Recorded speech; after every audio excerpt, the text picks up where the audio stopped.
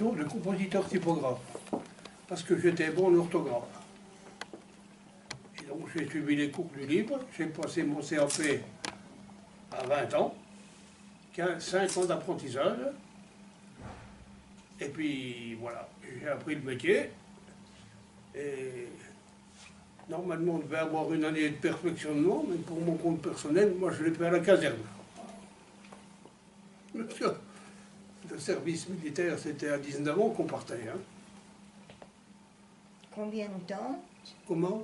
Le service militaire. Combien de temps? Oui. 24 mois, 2 ans. Ah bon. Et vous? Je ne l'ai pas fait, moi. Ah non. Ah bon. Et Non, oui. même pas une journée? Une journée, oui. Ah oui. Vous l'avez fait à Les Longwy? filles aussi? Ah non, bah non, ça n'a rien à voir avec ce que vous avez fait, c'était une journée bah non. d'appel. Oui, oui, je sais, oui, Ouais. mais vous l'avez fait à Non, Longwy? non, je l'avais fait à Dijon, la caserne, la grande caserne, vers la Ah, oui, Toison oui. d'Or. Je ne me rappelle même plus comment elle Caserne s'appelle. Vaillant? Il n'y a plus que celle-là maintenant. Il y en avait tout le long de l'avenue du Drapeau, maintenant il n'y en a plus. C'était 2 ans, votre service militaire, Oui. vous, à l'époque? Je suis parti en juillet 61 et je suis rentré en mars 63. Non, ben, 21 mois.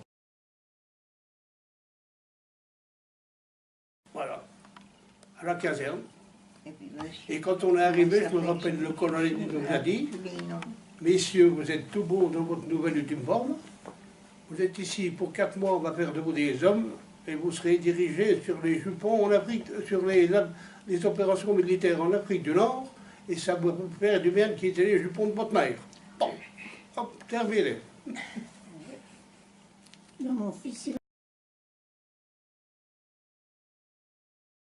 En Afrique du Nord, et on a été dans un régiment de tirailleurs sénégalais. Alors c'était des régiments, c'était pas des parties de rigolade là-dedans. Hein. Et on a été crapahutés, il y avait 2 jours qu'on est arrivé, les bleus, on est tombé en embuscade, je me suis peur de ma vie, moi. Je me suis foutu par terre, ça sifflait de tous les côtés. Ah ben La ça, première c'était personne que j'ai vue, c'est ma mère. C'était pas le service militaire. Puis il y avait un adjudant noir qui avait fait l'Indochine.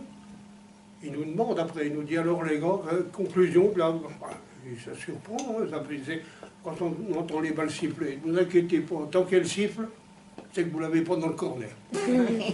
Hop, ben, comme ça. Atelier de couture familiale. Alors je vous dis, pendant l'occupation, nous avons fait des tailleurs à des jeunes filles dans le costume de mariée de leur père. Il n'y avait pas de tissu, les Allemands prenaient tout. Bon, ça c'est du passé, mais quand la guerre était finie, qu'on a pu avoir des tissus, alors là il y avait des noces à tout casser, des robes longues, puis c'était toute la journée, puis même encore le lendemain. Alors là, pour un mariage, une jeune viticultrice avec un viticulteur dans notre pays, il y avait beaucoup de filles dans les familles, nous avions une masse de travail formidable. Puis ils en rajoutaient tout le temps pour telle occasion, faut ceci pour telle. Ah oui, mais c'est bien joli à dire, mais ça ne se fait pas en une seconde. Aussi, la veille du mariage, nous étions submergés. Nous avons de la famille en Angleterre. Voilà qu'il y a un cousin anglais qui débarque à bicyclette sans prévenir. Oh, on ne pouvait pas s'occuper de lui. Nous l'avons versé à boire et puis c'est tout, parce qu'il a vu que nous étions submergés, agités. Alors, je crois que je vais me débiner. Alors, il est venu le lendemain. Là, nous étions complètement KO. Nous ne pouvions plus rien faire du tout. Nous avons pu nous occuper de lui. Mais vous savez, il y a des moments, on a travaillé 20 heures sur 24. On ne tenait plus debout. Bon, c'est tout ce que j'ai à vous raconter. Mais nous en avons fait une 50aine de robes de mariée. Bon, maintenant, il y en a qui